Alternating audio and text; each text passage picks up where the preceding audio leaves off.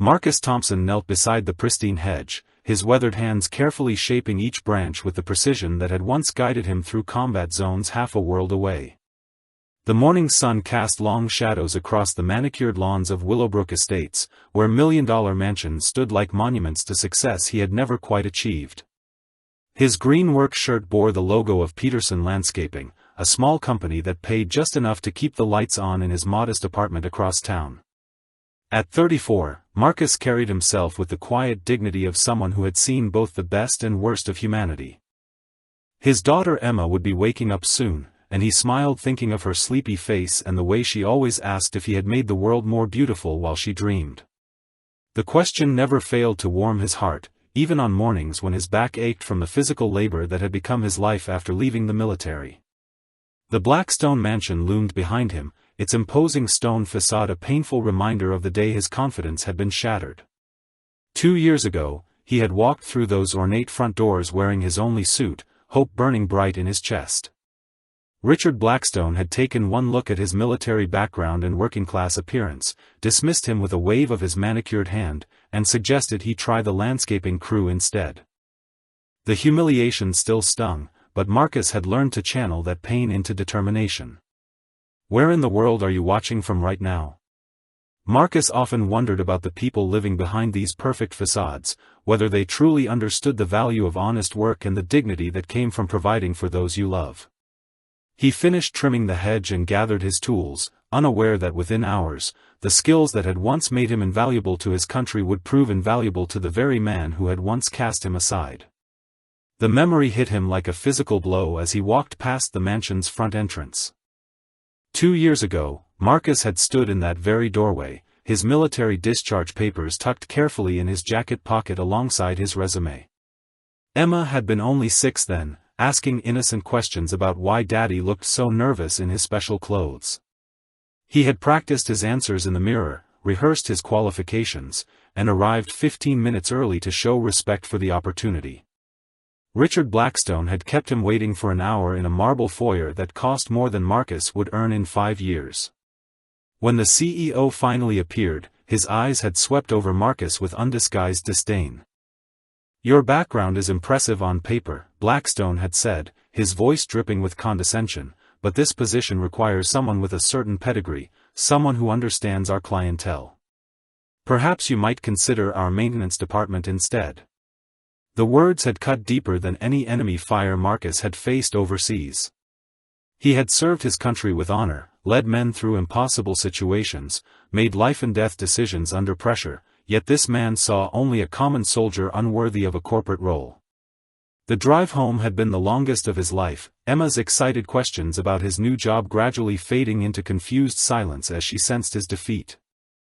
That night, Marcus had sat on his apartment balcony staring at the city lights, wondering how he would explain to his daughter that Daddy was not enough, that his service and sacrifice meant nothing in a world that valued connections over character. But morning had brought new resolve, and he had found work with Peterson Landscaping, determined to rebuild his life one honest day at a time. Now, 2 years later, Marcus had carved out a life built on simple dignity and unwavering love for Emma. His days began at 5:30 with coffee and careful review of the weather forecast, a habit from military service that served him well in outdoor work. By 6, he was loading his truck with tools arranged in perfect order, each item secured and maintained with the precision his sergeants had drilled into him years ago. The work itself had become a form of meditation. His hands moved with practiced efficiency as he shaped hedges and planted flowers, transforming chaos into beauty with the same methodical approach he had once used to navigate enemy territory. Other landscapers rushed through their assignments, but Marcus took pride in every detail, earning quiet respect from homeowners who initially saw only another service worker. Emma remained his guiding star, her boundless curiosity and innocent wisdom reminding him daily why he fought so hard to rebuild. She would greet him each evening with paint-stained fingers and stories from school, her face lighting up when he described the gardens he had tended. "You make the world prettier for everyone, Daddy," she would say, and Marcus would feel the weight of past failures lift from his shoulders. Mrs. Chen from Maple Street had begun requesting him specifically after he had noticed her struggling rose bushes and spent his lunch break researching solutions. The Hendersons trusted him with their prized orchid collection. These small victories mattered more than any corporate title ever could, proving that respect earned through character lasted longer than respect demanded through position. Marcus had learned to find meaning in honest work, though he never forgot the dreams that had once burned so brightly. The late afternoon sun cast golden shadows across the Blackstone estate as Marcus finished installing the new irrigation system along the property's eastern border. He had volunteered to work overtime when Peterson mentioned the rush job, partly for the extra money but mostly because Emma was at her friend Sarah's house for a sleepover. The silence felt strange after months of her constant chatter filling his evenings. He was coiling the last section of hose when his trained senses detected something wrong. Years of combat had taught him to recognize danger before his conscious mind could process the details, and now that familiar alertness prickled along his spine. The air carried an acrid smell that did not belong in this manicured paradise, and somewhere in the distance, he heard the sharp crack of something structural giving way. Marcus straightened slowly, his eyes scanning the horizon with methodical precision. There, rising from behind the mansion's towering oak trees, thin wisps of gray smoke painted themselves against the evening sky. His military training kicked in automatically as he assessed wind direction, proximity to other structures, and potential escape routes. The smoke was thickening even as he watched, which meant whatever was burning had found plenty of fuel. He dropped his tools and moved closer to the mansion, his shifting from the casual stride of a landscaper to the purposeful advance of someone trained to move toward danger rather than away from it. The smell grew stronger with each step, and now he could see orange light flickering behind the mansion's third-floor windows. His phone was already in his hand, fingers dialing emergency services with practiced efficiency. 911, what is your emergency? The dispatcher asked.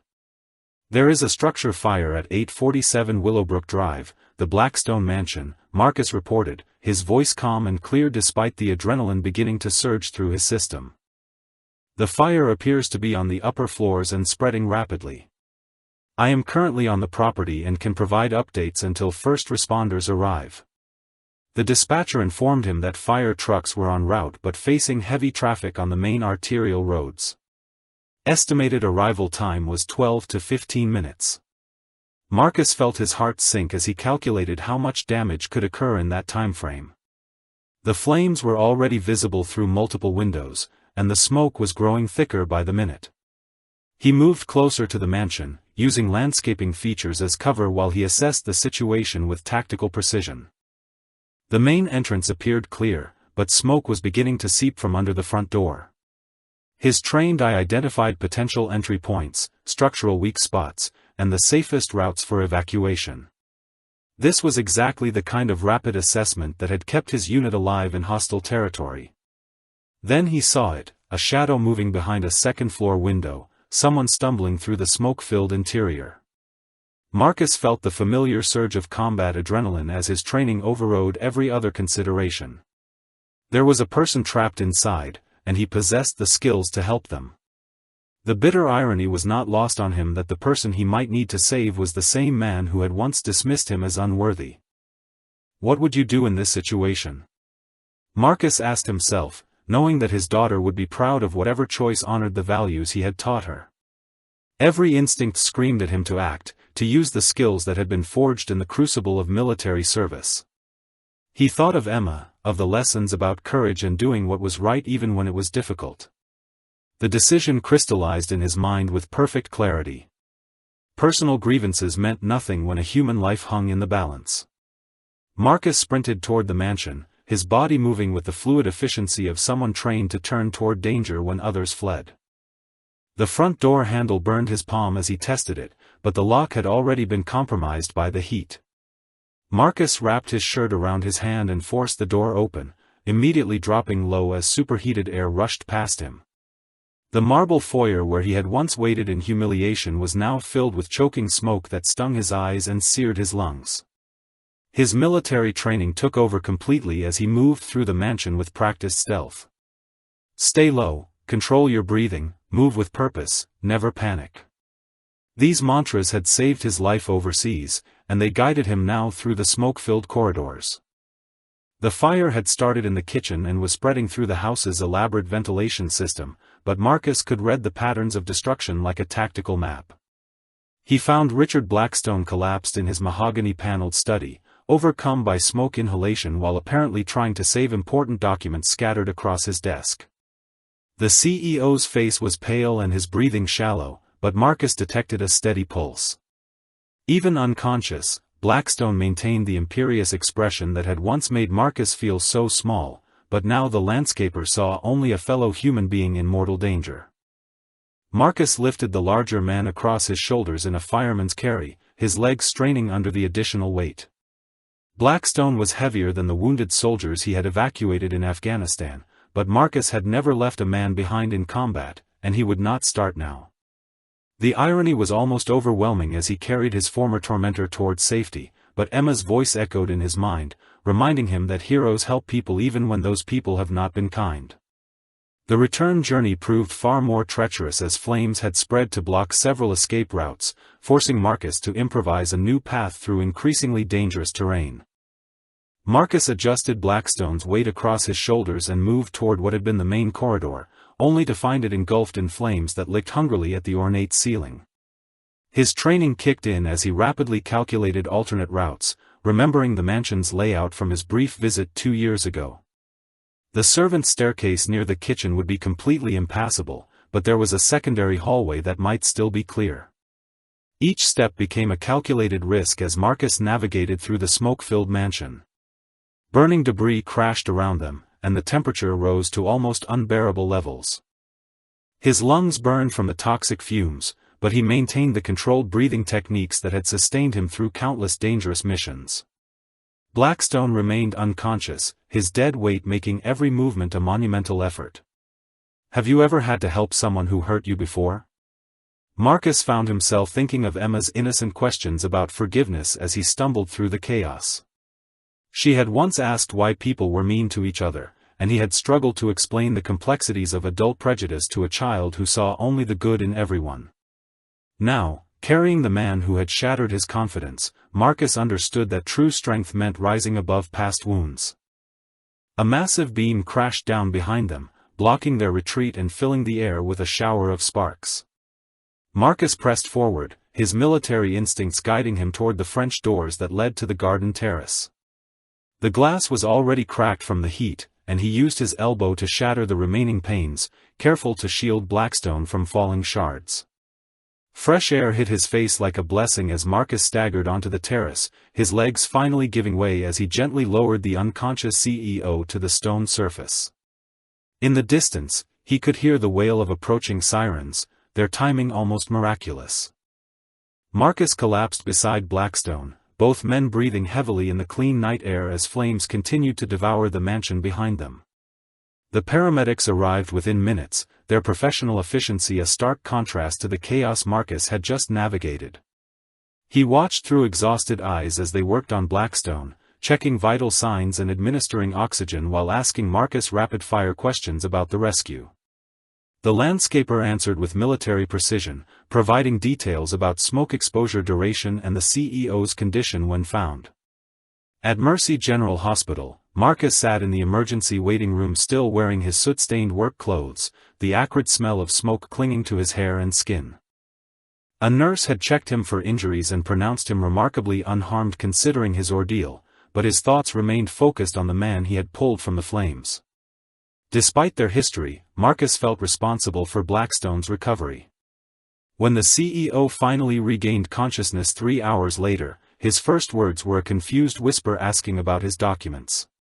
The doctor explained that he had suffered significant smoke inhalation but would make a full recovery thanks to the quick actions of his rescuer. Blackstone's eyes searched the room until they found Marcus sitting quietly in the corner, and for a long moment, the two men simply stared at each other. Emma arrived shortly after midnight, her friend Sarah's mother having driven her to the hospital after seeing the news reports.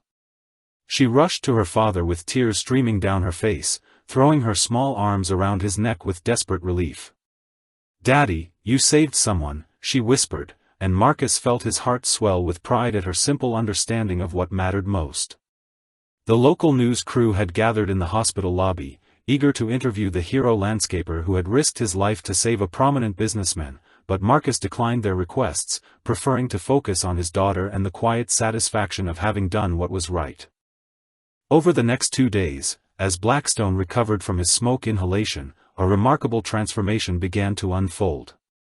The CEO had asked his assistant to research Marcus Thompson thoroughly, and what he discovered left him stunned with shame and regret. Military records revealed a decorated combat veteran who had served 3 tours overseas, leading rescue missions and earning commendations for valor under fire. Academic transcripts showed degrees in business and engineering that Marcus had never mentioned during his humiliating job interview.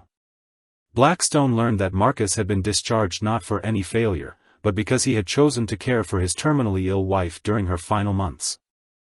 Hospital staff shared stories of the landscaper's quiet visits to pediatric wards, where he would read to sick children during his lunch breaks. Former military colleagues described a natural leader who had saved countless lives and earned the respect of everyone who served under his command. The weight of his own prejudice settled on Blackstone's chest like a physical burden. He had looked at Marcus 2 years ago and seen only surface appearances, dismissing a genuine hero based on assumptions about class and background. The man he had treated with such condescension possessed more integrity and courage than anyone in Blackstone's corporate circle, yet had never once mentioned his accomplishments or demanded recognition. Marcus continued his daily visits to check on Blackstone's recovery, bringing Emma along when her school schedule permitted. The little girl's innocent chatter filled the sterile hospital room with warmth, and Blackstone found himself genuinely enjoying their conversations about her drawings and school projects. Through Emma's eyes, he began to see her father not as a landscaper or former soldier, but as a devoted parent who had rebuilt his life around love and service to others. The mansion staff who had been evacuated that night also came forward with stories of Marcus's character, describing countless small kindnesses and his reputation as someone who could be trusted completely. On his 3rd day in the hospital, Blackstone finally found the courage to address the elephant in the room. Marcus was sitting quietly beside the bed while Emma colored in her notebook, and the CEO's voice was barely above a whisper when he spoke. "I remember you," he said, his words heavy with shame. 2 years ago, you came to my office looking for work, and I treated you terribly." Marcus looked up from Emma's drawing, his expression calm and without malice. "I remember," he replied simply, but his tone held no bitterness, only the quiet dignity that had sustained him through far worse trials than corporate rejection. Emma glanced between the 2 men with the intuitive understanding that children possess, sensing the weight of adult history she could not fully comprehend. Blackstone struggled to find words adequate to his remorse. "I judged you based on appearances and assumptions," he continued, his voice growing stronger with each confession. "I saw a landscaper and missed the hero. I saw a working man and missed the scholar. I saw someone different from me and missed someone far better than me. There is no excuse for my behavior, and I am profoundly sorry.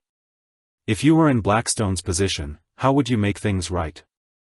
The question seemed to hang in the air as both men contemplated the complex dynamics of forgiveness and redemption. Marcus had already answered through his actions in the burning mansion, proving that true character transcends personal grievances, but now they faced the more difficult challenge of moving forward. Emma looked up from her coloring and addressed Blackstone with startling directness. "My daddy says everyone deserves second chances if they really mean it," she said, her young voice carrying wisdom beyond her years. "He says being angry all the time makes your heart heavy, and it is better to help people learn to be nicer." Marcus felt his chest tighten with pride at his daughter's words, recognizing his own teachings reflected in her innocent perspective. Blackstone stared at the child in amazement, understanding that he was witnessing the kind of grace that could only come from a family built on genuine love and forgiveness. The following week, after Blackstone had been discharged and was recovering at a downtown hotel while his mansion underwent restoration, he made a decision that would change both their lives. He called Marcus and asked to meet at a neutral location, away from the hospital and corporate settings that carried too much painful history. They chose a small park where Emma often played, and she occupied herself on the swings while the 2 men talked on a nearby bench. Blackstone came straight to the point with characteristic directness, but his tone had been transformed by genuine respect. "I want to offer you a position with my company," he said, "but this is not charity or guilt, Marcus. This is recognition of abilities I was too blind to see before. I need someone with your leadership skills, your integrity, and your ability to remain calm under pressure." Marcus felt a familiar internal struggle between pride and practicality. His landscaping work provided enough for their basic needs, but Emma's future would require more substantial resources for education and opportunities. Yet accepting felt dangerously close to accepting pity, and he had sworn never to allow his daughter to see him compromise his dignity again. As if reading his thoughts, Blackstone continued with surprising insight. "This is not about the fire, Marcus. My research team spent days investigating your background and qualifications. You are exactly what our operations division needs, and frankly, you are overqualified for the position I am offering. This is a business decision that happens to correct a terrible mistake I made 2 years ago." Emma ran over breathless from the playground, her cheeks flushed with excitement. "Daddy," she said, climbing onto his lap with complete trust, "Sarah's mom says her daddy got a new job that will help them buy a bigger house. Are you getting a new job too?" Marcus looked into his daughter's hopeful eyes and realized that his pride mattered far less than her future. The man across from him was offering not just employment, but genuine respect and partnership built on mutual understanding forged through crisis. 6 months later, Marcus Thompson sat in his corner office on the 15th floor of Blackstone Industries, reviewing quarterly reports with the same methodical precision he had once applied to military operations and landscape maintenance. His title of operations director carried real authority and responsibility, but more importantly, it represented recognition of abilities that had always existed beneath the surface assumptions of others. Emma visited the office regularly after school, her artwork now decorating the walls alongside Marcus's military commendations and business awards. She had become something of a mascot among the staff, her innocent questions often providing surprising insights that influenced company decisions. The employees respected Marcus not because of his dramatic rescue, but because of his consistent integrity and the quiet leadership style that had made him invaluable in both war and peace. Blackstone had kept his word completely, treating Marcus as a trusted partner rather than a former employee he felt obligated to help. Their working relationship had evolved into genuine friendship built on mutual respect and shared commitment to ethical business practices. The CEO often credited Marcus with helping him become a better leader and a more thoughtful judge of character. The rebuilt mansion stood as a testament to second chances, its new design incorporating safety features that Marcus had suggested based on his rescue experience. More importantly, it had become a gathering place for community events and charitable functions, with Blackstone using his resources to support causes that Marcus championed, particularly programs for military veterans and single parents. If this story touched your heart, let us know where you are listening from and subscribe for more inspiring tales of hidden heroes and second chances. Emma had grown into a confident young girl who understood that her father's worth had never changed, only other people's ability to recognize it. She still asked if he had made the world more beautiful each day, and now Marcus could answer with complete certainty that beauty comes not from perfect gardens, but from the courage to see past surface appearances to the extraordinary potential that exists in every human heart.